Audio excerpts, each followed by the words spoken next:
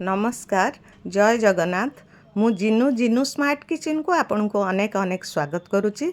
आज प्रस्तुत करवा रज पाई चाउल जंतार एक क्षीर पोड़ पिठा। ताहले चलतु।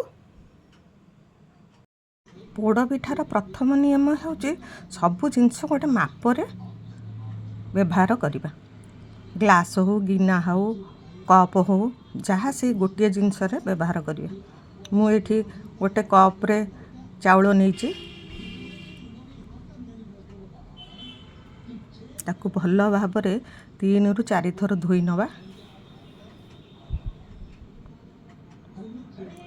परिष्कार करी धोई नवा।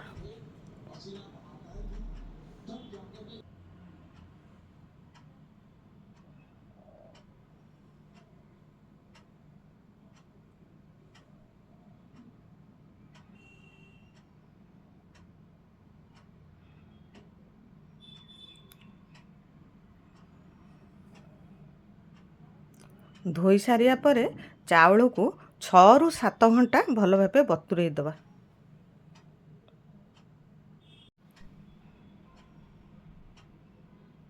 प्राय 7 घंटा हो गलानी। चाउल पूरा नरम हो जाइए, फुली मध्य जाइए। तार एक्सेस वाटरटा काढ़ी नहीं जावा।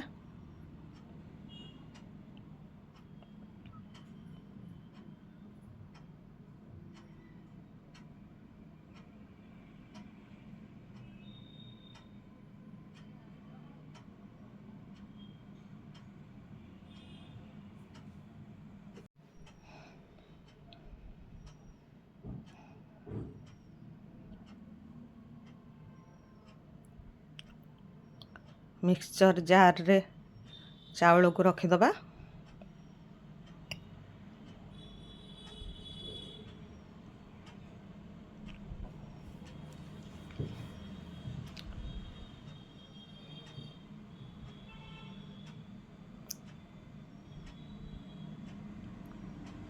मु एठी गोटे कप चाउल रे आधा कप क्षीर दे चाउल को बाटी देवी। जे पानी व्यवहार करथे आधा कप पानी देवे। ता सहित गोटे चामच नड़िया कोरा,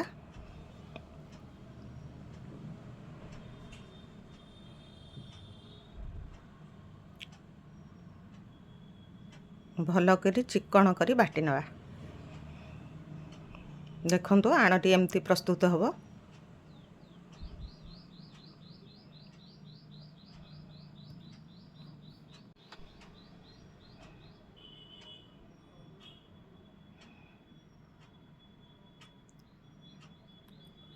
तापरे गैस ऑन करी चाउल जंतीबा को प्रस्तुत करिबा।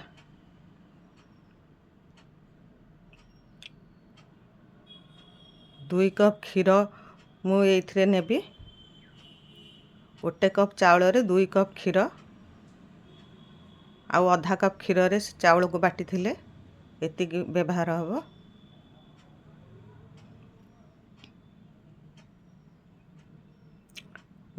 गोटे कप चाउल रे गोटे कप गुड़ दबा।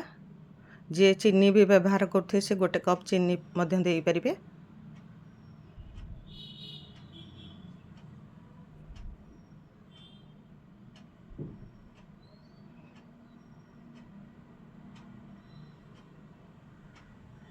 भल करी मिसई नेबा।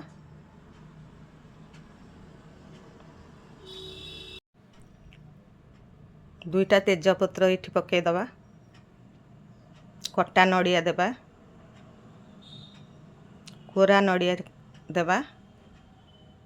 ता सहित मु एठी देई देइची गोटे चामच अदा छेचा,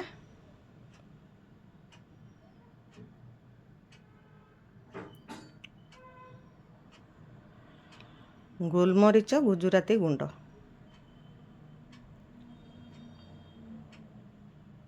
भल करी गोळेई नबा।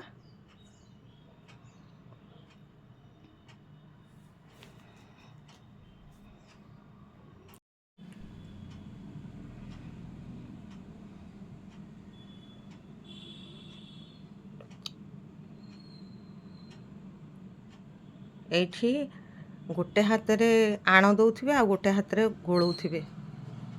ଏମିତି ଅଳ୍ପ ଅଳ୍ପ କରି ଆଣ ଦେଇ ଜନ୍ତିଲେ ତଳେ ଲାଗିବନି କି ବିଣ୍ଡା ମଧ୍ୟ ହେବ ନାହିଁ। ଭଲ କରି ଗୋଳଉଥିବେ, କଣ୍ଟିନ୍ୟୁଅସଲି ଗୋଳେଇ ଚାଲିବେ।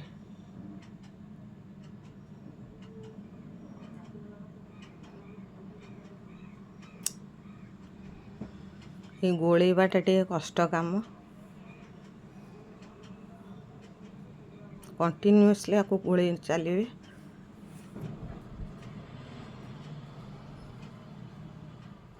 ଏଇଠି ମୁଁ ଦେଇଦେଇଛି 1 ଚାମଚ ଗୁଆ ଘିଅ, ଯେଉଁଟାକି ବାସ୍ନା ଭଲ ହେବ, ଖାଇବାକୁ ମଧ୍ୟ ଟେଷ୍ଟ ଲାଗିବ।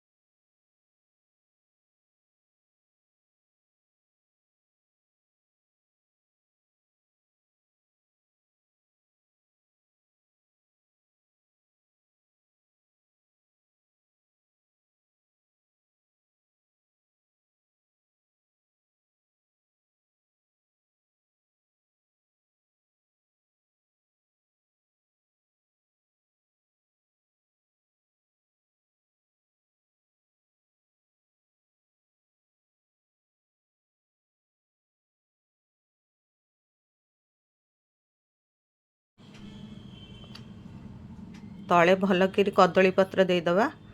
କଦଳୀ ପତ୍ର ଦେଲେ ପିଠାଟି ଭଲ ଭାବେ ବାହାରି ଆସିବ। କଦଳୀ ପତ୍ରକୁ ଟିକେ ନିଆଁରେ ଦେଖେଇଦେଲେ ସେ ନରମ ହେଇଯିବ, ତାପରେ ଦବାକୁ ସୁବିଧା ହେବ।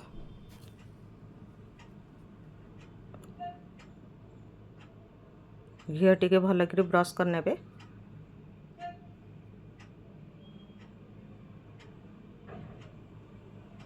ଭିଡ଼ିଓଟି ସମ୍ପୂର୍ଣ୍ଣ ଦେଖିବେ। ଭଲ ଲାଗିଲେ ଲାଇକ୍, କମେଣ୍ଟ, ସେୟାର କରିବେ।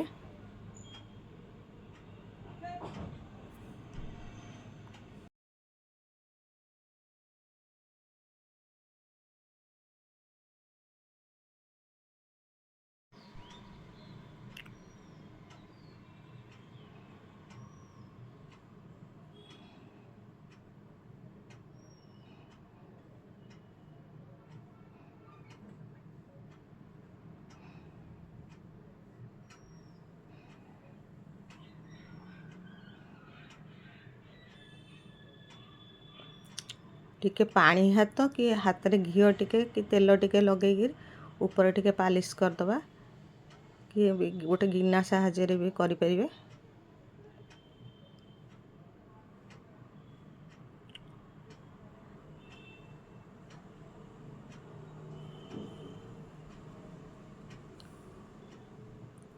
ଉପରେ ଟିକେ କଟା ନଡ଼ିଆ,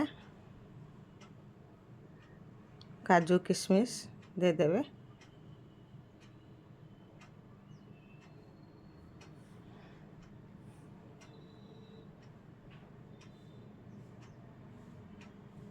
ତାକୁ ଟିକେ ହାତରେ ଆସ୍ତେ ଆସ୍ତେ ଚାପି ଦେବେ ଭିତରକୁ।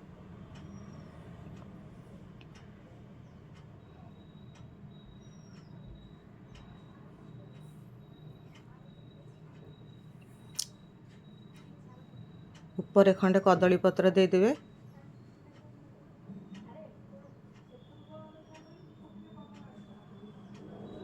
ପିଠା ହେଲା ବେଳେ এই ଯେଉଁ ପାଣିଟା ପିଠାରେ ପଡ଼ିବନି।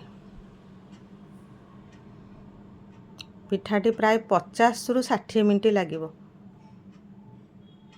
ମୁଁ 40 ମିନିଟ୍ ସମୟରେ ଦେଖିଥିଲି, କିନ୍ତୁ ପିଠା ହୋଇନଥିଲା। ବର୍ତ୍ତମାନ ପୁରା ହେଇଯାଇଛି। ପ୍ଲେଟ୍ରେ କାଢ଼ି ନେବା।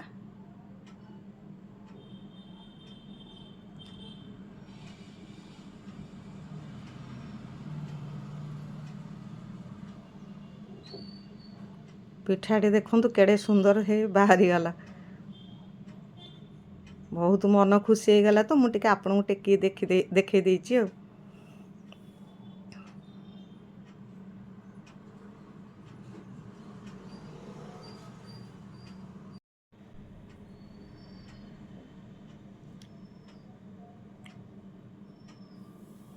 ଫେସବୁକରେ ମୋର ଏଇ ଭିଡ଼ିଓଟି ଦେଖୁଥିଲେ ମୋତେ ଫଲୋ କରିବେ। ବର୍ତ୍ତମାନ ପ୍ରସ୍ତୁତ ହୋଇଗଲା ଆମର ଚାଉଳ ଜନ୍ତା କ୍ଷୀର ପୋଡ଼ପିଠା। ଆଜି ପାଇଁ ରହିଲି, ପୁଣି ଆସିବି ଆଉ ଏକ ନୂଆ ଭିଡ଼ିଓ ନେଇ। ସେ ପର୍ଯ୍ୟନ୍ତ ନମସ୍କାର, ଜୟ ଜଗନ୍ନାଥ।